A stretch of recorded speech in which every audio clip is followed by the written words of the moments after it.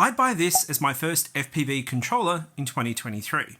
Now, I've tried a bunch of different FPV controllers from cheap at $45 all the way up to super expensive at over $500. But my favorite is actually a mid-tier one because it's almost perfect. And it's the one I'd recommend to anyone who's starting out in FPV as the one to get. Now, my favorite radio might not be right for you. So let's look at how to buy an FPV radio controller in 2023. There are two ways to buy an FPV radio. The first is buy once and cry once, where you just buy the best or most expensive thing you possibly can and hope that in the long run you're going to save money. But you could also just spend enough to get you going and then upgrade once you've really gotten the hang of FPV. Let's start with the cheapest and work our way up. The cheapest FPV radio is actually the Beta FPV Light Radio 2 SE, coming in at $45. Beta FPV also make other versions of the Light Radio, the Light Radio 3 at $60 and the Light Radio 3 Pro at $90. And I'm going to group all these Beta FPV radios together. Now, all three of them on paper, they seem like decent choices. You get Hall sensor gimbals and Express LRS, plus the Light Radio 3 has an external module bay to run Crossfire, and the Light Radio 3 Pro also has a screen and runs Edge TX. However, once you get your hands on them, you can really feel that they're just better suited for a 6 to 12-year-old child wanting to get into FPV rather than an adult who really wants to get into flying. I wouldn't spend any money on a Beta FPV radio when there is another radio that comes in at $60, which has been a community favorite for budget radios. And that's the Jumper T-Lite, but version 2. The Jumper T-Lite was the original best budget radio. When the original version of the T-Lite was released, it had all the things that you'd want. And it really didn't have any compromises on paper, but it did have some catches. And the V2 is no different. The T-Lite is without a doubt the best value for money under $100, but it wouldn't actually win best radio under $100. And that would actually go to its big brother, the Jumper T Pro, which is currently on sale for $93 on AliExpress. The Jumper T Pro has the specs to make it a compelling choice, and there are a lot of pilots using the T Pro who absolutely love it. And what's not to love about 1 watt of output power for Express LRS, 2 18650 batteries for all-day battery life. But the only thing wrong with it is it's not compatible with Express LRS backpack. So if you fly HD0 or analog, well, you're shit out of luck. If you're looking at the Jumper T Pro, most pilots also consider its direct rival, the Radiomaster Zorro. I've had the Zorro and I absolutely loved it. It was by far my favourite gamepad style radio, but it has what I think is a major Achilles heel, and it made me sell my Zorro. Now you might be thinking it's the 250 milliwatts of output power for Express LRS. Well, that wasn't it. That's more than enough for most pilots in most situations, and you'd still be able to add an external transmitter module if you needed more. But its Achilles heel is actually the battery life. It uses 18350 batteries and has up to about 3 hours of battery life. Now, sure, you can extend it through this external power port to plug in an external battery, but I don't want to have the added bulk of throwing on a battery just because it wasn't designed to run with the standard 18650 batteries used on pretty much every other radio. So I ended up selling my Zorro because I found myself just having to continuously think about my Zorro's battery life, which is not what I want to do. If I'm out flying or I'm at a race, I don't want to be thinking about my battery life. I just want to be focused on flying. Now, before we get into the more traditional box style radios like the TX16S and the TBS Mumbo, as well as the Radiomaster Boxer, let's look at the king of the gamepad style radios, the TBS Tango 2.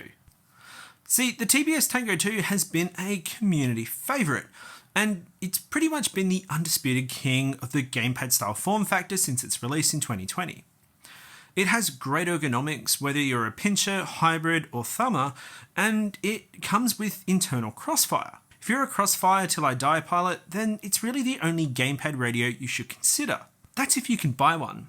The TBS Tango 2 is forever out of stock or always on back order, and then when they do come in, they're immediately gone.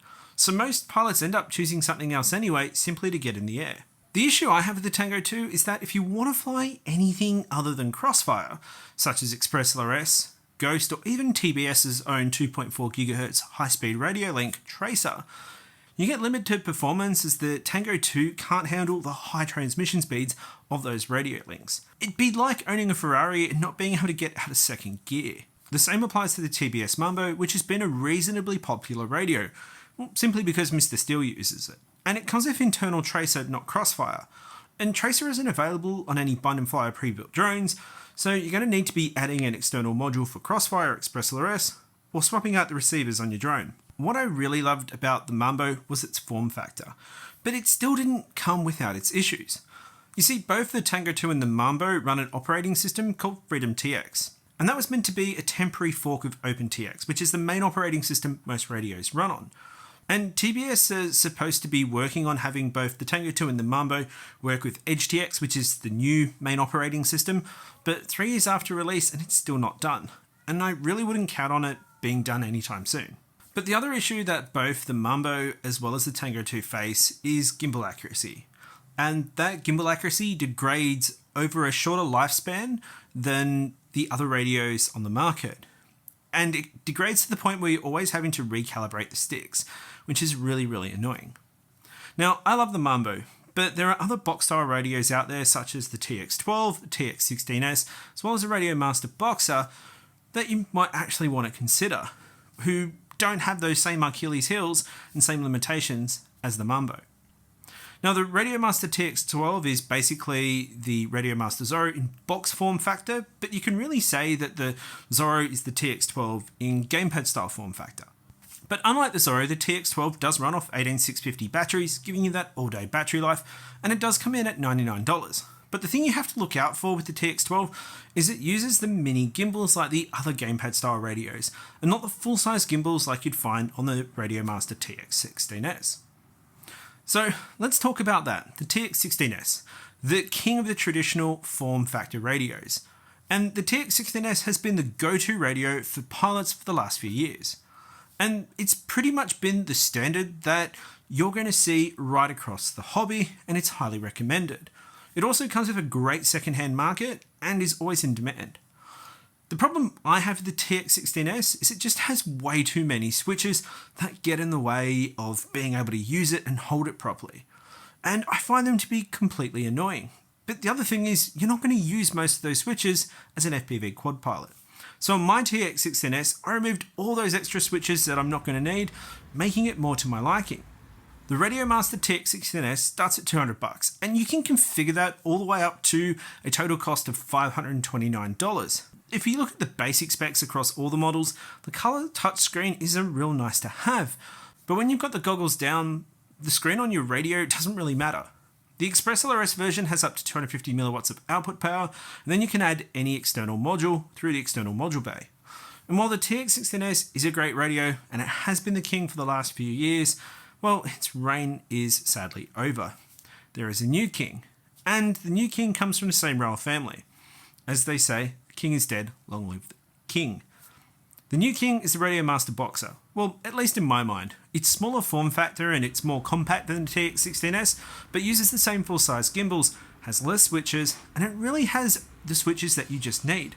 Plus, 1 watt of internal XpressLRS, as well as the module bay to add on whatever protocol you want. Not to mention a huge battery for all-day battery life. But I did say earlier it was almost perfect, and here's where I think it is just short of the mark. You see, the Boxer, it's realistically a TBS Mumbo clone. Like, let's not beat around the bush. And it fixes all the issues that the Mumbo has. However, there's one thing that the Mumbo does, which the Boxer doesn't. And that's where it does fall short of perfect. It doesn't have an internal antenna. And the antenna it comes with, I just find that too rigid, and you have to remove it every time to put it in your bag. Now, Radio Master probably couldn't do an internal antenna because that would have put TBS over the edge for copyright. But I have, like I did to my TX16S, modified my Boxer to fit my needs. Now, if you're looking at buying an FPV radio, you're also going to need to decide between a radio link. And think of your radio link as trying to choose between T-Mobile or Verizon when signing up for a new cell plan. So watch this video here to find out why I prefer to fly XpressLRS rather than Crossfire. I'm Darren Allett. Until next time, don't forget to send it.